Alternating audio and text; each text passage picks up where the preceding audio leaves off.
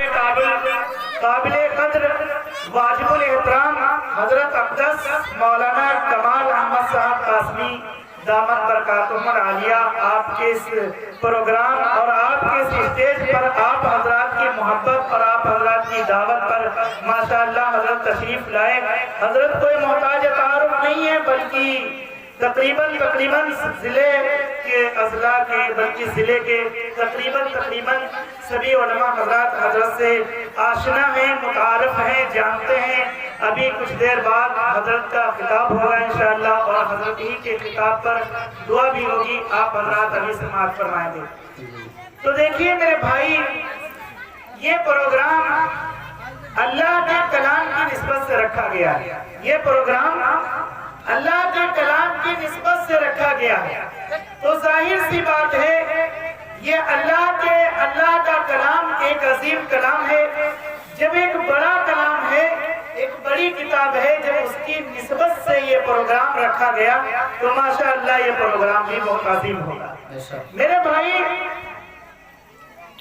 بلا کسی تمہید کے میں یہ بات عرض کرتا ہوں کہ دنیا کے اندر چاہے جتنے بھی پیسے لگا کر کے، دولت لگا کر کے، اس طریقے سے چاہے قیمتی سے قیمتی خزانوں کو خرچ کر کے محفلوں کا، پروگراموں کا قیام کیا جائے، لیکن اس پروگرام کے سامنے یہ مولا پور والوں، تمہارے گاؤں کے اندر یہ جو جلسہ جو ہے دستار بندی رکھا گیا ہے، اس پروگرام کے سامنے وہ سارے کے سارے پروگرام جو سمجھو کروڑوں بیگھے زمین کے اندر رکھے جائیں، وہ میں سمجھتا نہیں بلکہ مبنی پر حقیقت یہ بات ہے کہ وہ پروگرام بیکار ہے اس کے ساتھ۔ کیوں؟ یہ پروگرام جس طریقے سے اللہ تبارک و تعالیٰ نے 1,24,000 انبیاء علیہ السلام کو دنیا کے اندر بھیجا، اور یہ 1,24,000 انبیاء علیہ السلام انسانوں کی بھلائی کے لیے اللہ تعالیٰ نے بھیجے ہیں، یعنی اللہ تعالیٰ نے انسان کو پیدا کر دیا۔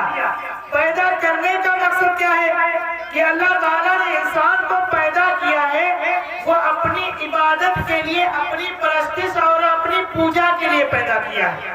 اللہ تعالیٰ نے انسان کو بیکار نہیں پیدا کیا، بلکہ میرے بھائی غور سے سنو کہ اللہ تعالیٰ نے انسان کو اپنی عبادت اور بندگی کے لیے پیدا کیا ہے۔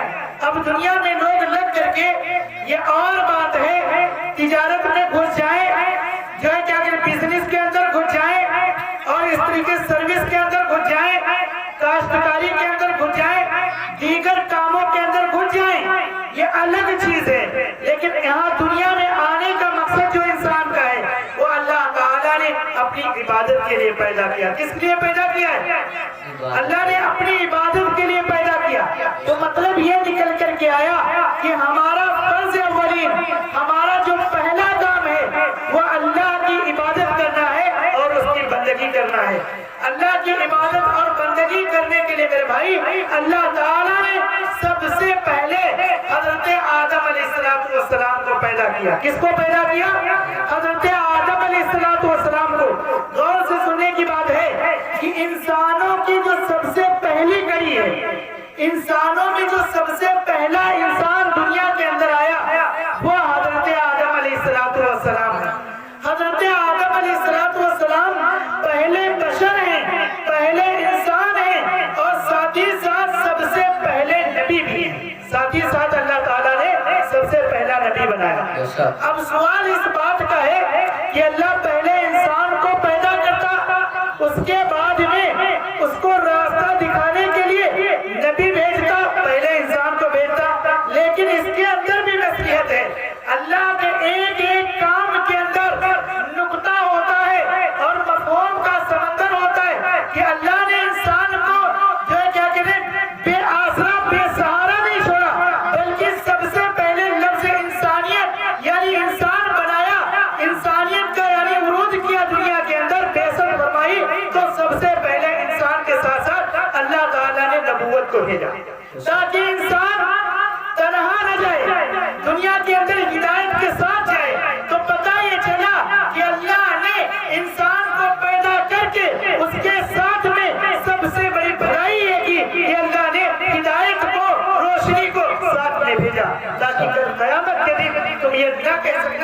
میرے پاس میں کوئی نبی نہیں آیا ہدایت دینے والا نہیں آیا۔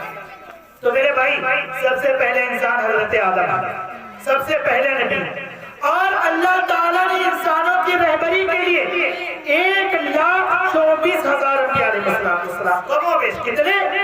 یعنی نبی اللہ تعالیٰ نے 1,24,000 بھیجے، اور ایسا بھی ہوا کہ ایک وقت میں ایک بستی کے اندر ایک نبی، دوسری بستی کے اندر ایک نبی، تیسرے محلے کے اندر ایک نبی، ایک وقت میں کئی نبی ہوا کرتے تھے۔ یہ اللہ تعالیٰ کا طریقہ تھا۔ لیکن سب سے پہلے نبی آدم، اور اسی طریقے سے انبیاء آتے رہے، سب سے آخری نبی وہ جناب رسول اللہ صلی اللہ علیہ وسلم، یعنی سب سے پہلے نبی آدم کو بنایا اور سب سے آخری نبی جناب رسول اللہ صلی اللہ علیہ وسلم کو بنایا۔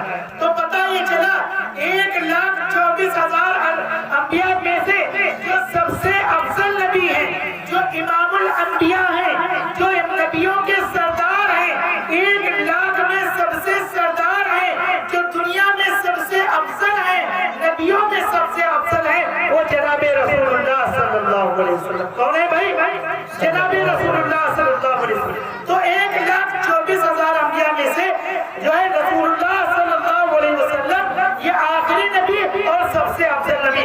تو جس طریقے سے 1,24,000 نبیوں میں سے سب سے افضل جناب رسول اللہ صلی اللہ علیہ وسلم ہے، یہ نبی صلی اللہ علیہ وسلم انسانوں کی بھلائی کے لیے آئے۔ تو اسی طریقے سے اللہ تعالیٰ نے آسمان سے کتابیں بھی نازل فرمائی، جیسے نبی بھیجے انسانوں کی بھلائی کے لیے، رہنمائی کے لیے، اچھا راستہ بتانے کے لیے، اللہ سے ملانے کے لیے، اسی طریقے سے اللہ تعالیٰ نے اے بھائی بچے کو خاموش کر دو تاکہ یہ مضمون صحیح چلا اور غور سے سنیے گا بات کو۔ بھائی بچے خاموش ہو جاؤ، بالکل خاموشی کے ساتھ بچے خاموش ہو جائے۔ تو میں نے کیا کہا کہ 1,24,000 نبی آئے، یہ انسانوں کی بھلائی کے لیے اللہ نے فضل کیا نا، ان کو ایسے نہیں چھوڑا۔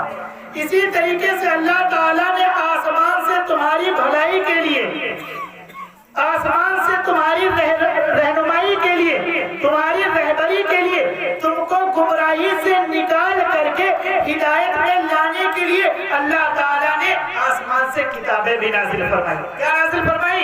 کتابیں۔ تو دیکھو میرے بھائی، جس طرح نبیوں کو بھیجا اللہ نے، اسی طرح کتابوں کو بھیجا اللہ تعالیٰ نے۔ تو آپ نبی کتنے آئے؟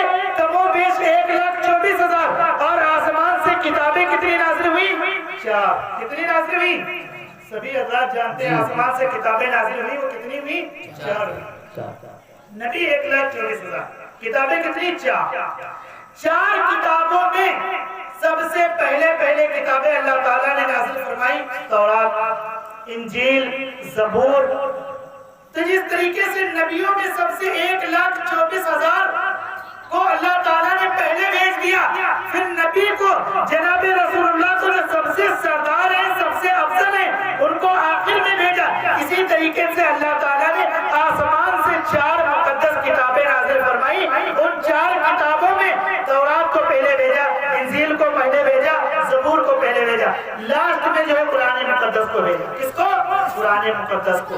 تو دیکھو جس طریقے سے تمام نبیوں میں سردار جناب رسول اللہ صلی اللہ علیہ وسلم ہے، اسی طریقے سے اللہ